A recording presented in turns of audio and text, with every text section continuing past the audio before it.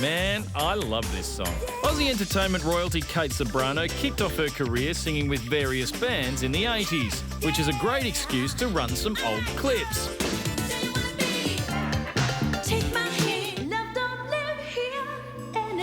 Going solo has seen Kate involved with 19 albums over an incredible 30 years, ranging from jazz to pop and scoring a record 7 ARIA nominations. She's played Mary Magdalene, been a TV star for years and even popped up in the odd film. But really, it's always been about that voice,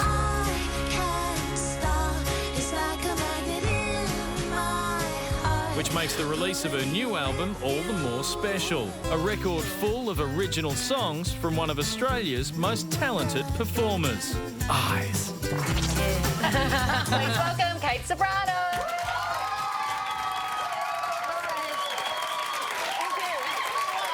Speaking of compliments, we spent the whole afternoon reminiscing, haven't we? Those clips and those songs. I know, and somebody sent me Bedroom Eyes today too, which is the first time in 25 years I actually watched it again. Yeah, you know, when you're a kid, you're sort of like, what was I doing? Why did I do that? Why was I wearing that? And then now I looked at it. Amazing, that was gorgeous. Oh, yeah, now I'm on a roll with compliments, and you're gorgeous, and you've been gorgeous for quite a while now. I want to take you back to your 15-year-old self. Here's a clip where you were, as I said, 15. Let's have a look at this.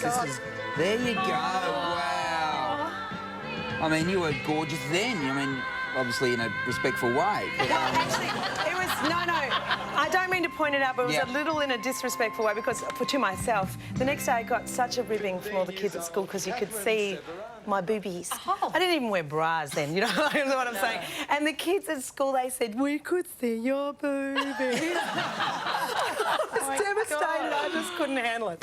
But, you know, weren't you splashing around your boobies like a wild thing in Bedroom Eyes? No, but that was many years after that. That was well within a time where it was legal, you know what I'm saying? Did the kids from school still ring you as adults going, we could see your boobies? Actually, I left that school, so I've always raced away from people who I thought might be kind of like the ones that might retain information about something really nasty. Speaking of retaining information, am I right, 19 albums? Look, it's even probably more because there's been a couple unreleased as yet. I'm planning to sort of release them in a jam tin that looks like someone unearthed it in the back of 9 Lime Avenue. But there, you know, it's been almost an album for the years that I've been professionally doing it. That's huge work, right? You've got your newie out, Kensal. Is it Kensal or Kensal? Kensal and actually, Road. just to explain, so because often people, you know, the title's very significant, but it was recorded in Kensal Road, which is in London, and part of the beauty of this studio was very acoustic and one where we recorded everything all at the same time. So you'd often hear, if you hear for it, there's buses that go down during it, and you'll hear this great sort of atmosphere.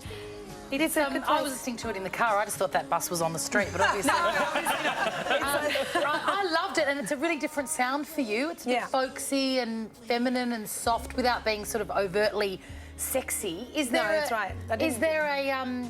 It's more romantic, don't you think? I had an idea. I thought, you know, I need some new material. First of all, thank you to Sony because they've allowed me this opportunity to do an originals record, which in this day and age is kind of unprecedented for a woman of my age. It just is that way. They want you to do covers and they want you to relax into a certain sort of like mellow retirement that people expect you to be living. They ring up and go, Rod Stewart, American Songbook. It's a winner. That's exactly Everyone's mum's got it. No, but and I've got to tell you, since actually being the artistic director, I've discovered what artists really need, and that's they really need to be able to be themselves, and you need to let them do that. And for that sake, you know, I've been able to curate some pretty remarkable artists doing new material. Having said that too, I didn't want to be singing Bedroom Eyes when I was 80, so I was kind of like, OK, that's it. I'm going to kill the Bedroom Eyes. You'll still nail Bedroom Eyes when you're 80, no doubt about that. No, I don't know about that. But young boys are my weakness, and I'm not too sure about that. You were helping out some school kids. We saw on TV last night. I was actually. You were mentoring some young people. Did you enjoy that? I love that. To David Campbell's credit, actually, and to all the artistic directors for this festival, we've been really championing the heart and soul of artists who write. You know, Eddie Perfect's our poster child. You know, Tim Minchin was one of the cabaret classics. And he first started this project, and we've just continued it, and it continues to grow. It has a lot of integrity. This is the class of cabaret. This is just one small portion, but a very vital part of... It's creating the culture of cabaret, which is it's pretty much be you, put it up in front of people and be courageous enough to tell your story, and it's working. It's really a great message, and your new single, Magnet, is available now. Kensal Road is out July 26th. There it is there. Would you please thank Kate Ceberano? Time for one more quick break. Don't go anywhere.